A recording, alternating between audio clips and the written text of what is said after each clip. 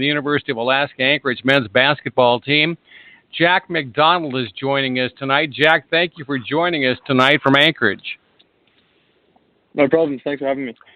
Now, if you caught a hint of an accent there, Jack is actually a native of Melbourne, Australia.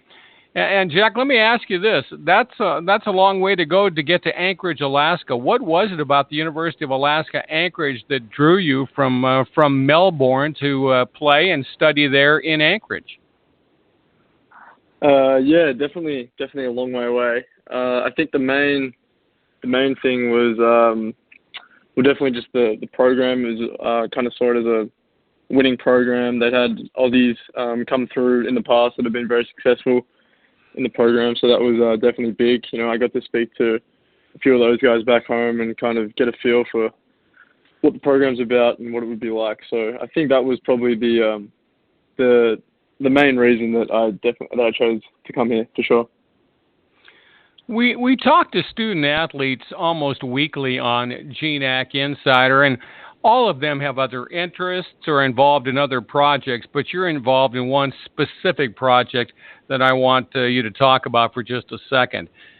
I think if you've been following the news at all, you probably are aware that down in Jack's native Australia, they have been inundated and devastated in many respects by a series of wildfires down there. And so in response, Jack, through the University of Alaska Anchorage, you started a campaign to raise money for some of those victims of the fires down there. Talk a little bit about why you started that and how it's been going. Yeah, I guess just seeing, you know, how devastating the fires were back home and all the people that have been displaced from their homes and the wildlife that had been taken out. It was just you know, hard to see my people back home going through such a tough time and being so far away, obviously, up here. So yeah, I just felt like I, you know, use my platform here at UAA and try to generate something was kind of the least I could do to do my part and help out for those that are suffering. What was the campaign, and talk a little bit about the success of the campaign so far? Yeah, so the campaign, it was just basically a fundraiser to try and just raise some money for the Australian Red Cross, which is one of the charities back home in Australia that provide relief to the bushfire victims. And so originally, I mean, we just, you know, we weren't sure the response originally, so I think we had the goal at, I think it was $350 originally, and we quickly surpassed that, and right now I think it's at just over $1,100 and counting. So yeah, it's been really good to see that it's had such good response from people in the community. We talked about this before we began tonight's GNAC Insider. Your family has not been specifically displaced because of the fires, but you have family members who are out there who are helping to battle those fires. So I'm assuming that you were in relatively routine contact back home, true? Yeah, very true. Definitely keeping in touch with my cousin who was the firefighter based in Melbourne, and he was out battling some of the fires for a couple of weeks. So yeah, no, it was definitely a matter of, you know, keeping in touch and just making sure that he was doing all right. Let's switch gears a little bit and talk about basketball with you, because you have been really a key component to that Seawolves basketball team. Very solid shooter, third on the team in field goal percentage.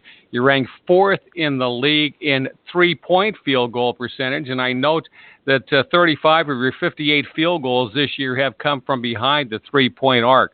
So I'm assuming that is something you honed your skills in down in Melbourne, and have brought that up to Anchorage as well. Have you always been a long-range shooter? I think not to this extent. Definitely not. I've actually been predominantly a point guard for my junior career back home. So coming to UAA, the coaches kind of put me in the position to play a bit more of the two. So I probably, I've always been probably a good shooter, I'd say, but definitely not, like a lethal shooter or a specialist, I guess, as you would say, as I'm kind of trying to fulfill here. Last Tuesday, you had, I guess I would say, probably the game certainly of your season, maybe of your career. You scored 25 points, which is your career high. You had 6 assists, 3 rebounds as well against the Seawolves' arch rival, I guess you could say, the Nanuks of the University of Alaska. You hit 9 of 13 from the field, 7 of 10 from behind the three-point line in that contest. When you reflect back on that game, is it safe to say it was your best in a Seawolves uniform? Yeah, I guess in some respects it probably was. Yeah, definitely shooting wise, it'd probably be right up there. Yeah, I guess you could say that. Okay. And off the court, I understand that you're majoring in accounting, and I understand that you actually had the highest GPA on the team last year, a 3.79 GPA, and you were all GNAC, all academic GNAC, I should say. You earned those honors for those exploits. Why accounting, and what do you expect to do with that degree? What do you want to do? You want to be a CPA, or how do you want to use that degree when your basketball career finally comes to a conclusion? Yeah, so I think I chose it because I'm not sure if I want to be a CPA, but I definitely want to be somewhere in business and potentially start my own business one day back home in Australia. So I just kind of thought that was a good path to go down to kind of learn the ins and outs of businesses and how they work from a financial standpoint. So that was probably my reasoning, for choosing that as my major. We're talking to Jack Macdonald, University of Alaska Anchorage men's basketball standout guard. And Jack, you talked a little bit about starting your own business when you returned to Australia. What kind of business interests you? What do you think you see yourself, or what kind of business do you think you see yourself leading in the future? Still, definitely early days. I got a lot of ideas running through my head, but definitely something towards like the health and fitness industry. Very passionate about health and fitness and exercise and staying fit and all that kind of thing. And I think just like playing sport my whole life, it's been a huge part of my journey so far, and something that I could definitely see myself being a part of in some way or some respect, I guess. So yeah, I think just that's kind of why I'm inclined to move kind of closer towards that industry. Final question for you, and this is something we also touched on before we began tonight's interview here on GNAC Insider. You wear the number 24. You said not that he was your favorite player, but you did wear that in honor of Kobe Bryant, who was one of the players that you enjoyed watching in your formative years. When you heard the news about his tragic passing, I'm assuming that was a little bit of a shock to you. Is that right? Yeah, no, definitely.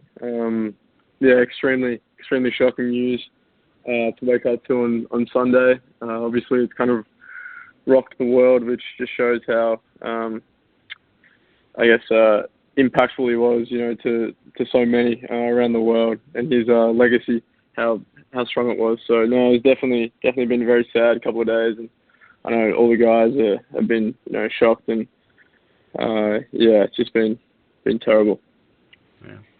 Well, Jack, listen, I won't take any more of your time tonight, but it's been an absolute joy to talk with you this evening. Continued success on the hardwood, continued success in the classroom, and continued success in raising money to help those victims of the wildfires down there in your native Australia.